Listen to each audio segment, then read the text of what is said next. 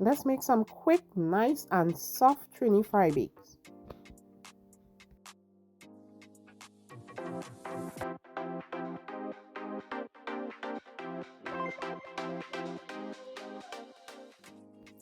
So I'm starting with my flour. I'm adding my flour to the bowl, and to the flour I'm going to add in baking powder, yeast, and some brown sugar and a little salt.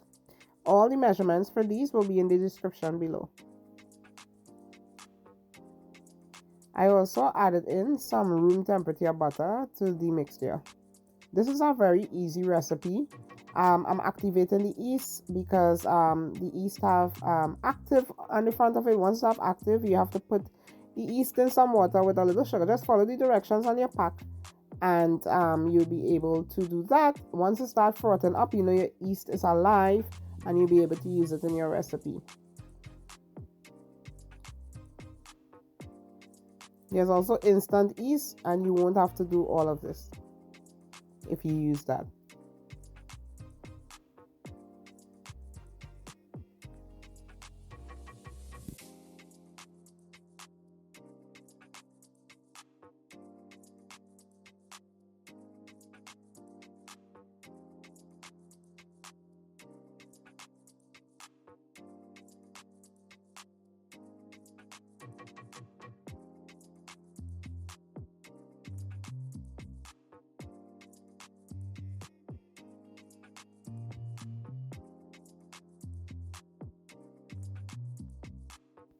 So after adding in the butter, I'm going to mix this up really well, and then I'm going to add in the activated yeast. Once all of that is combined, you're going to add some water to this and bring this into a nice soft dough.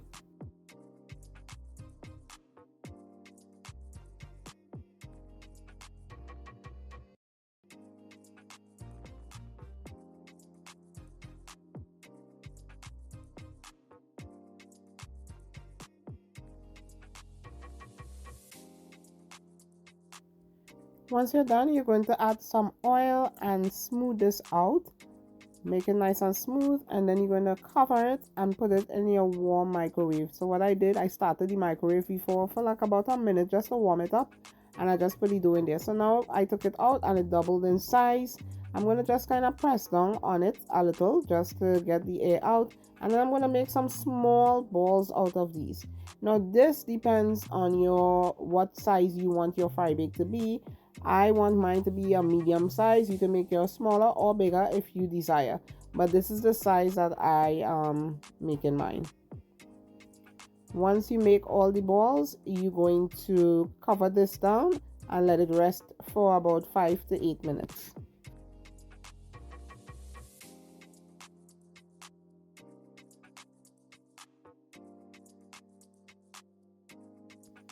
So now I'm rolling out my fry bakes. I'm just using my rolling pin here. I have a little mini rolling pin, and I'm just rolling them out.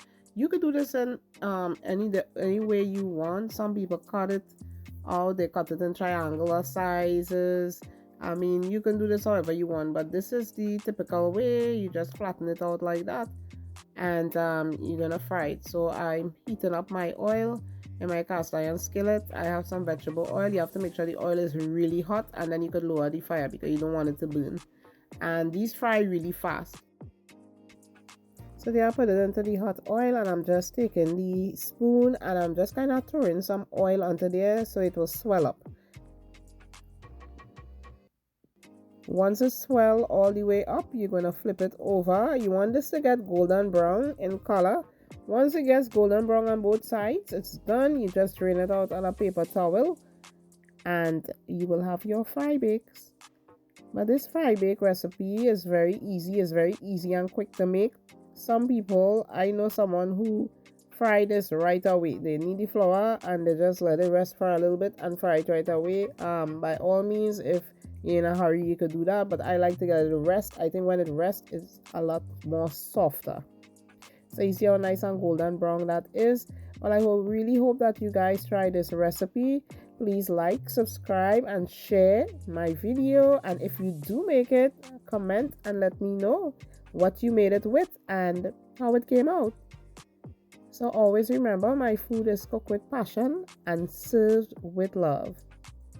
So here is my finished fry bakes. I'm going to eat mine with some baigan. I made some roast baigan, or eggplant as they call it, also known as eggplant, but in Trinidad we know it as baigan. So I'm going to just open this up and show you what it looked like on the inside. It's nice and crunchy on the outside, and it's nice and soft and hollow on the inside. So look at that. You could pack your saltfish, you could put your cheese, your butter.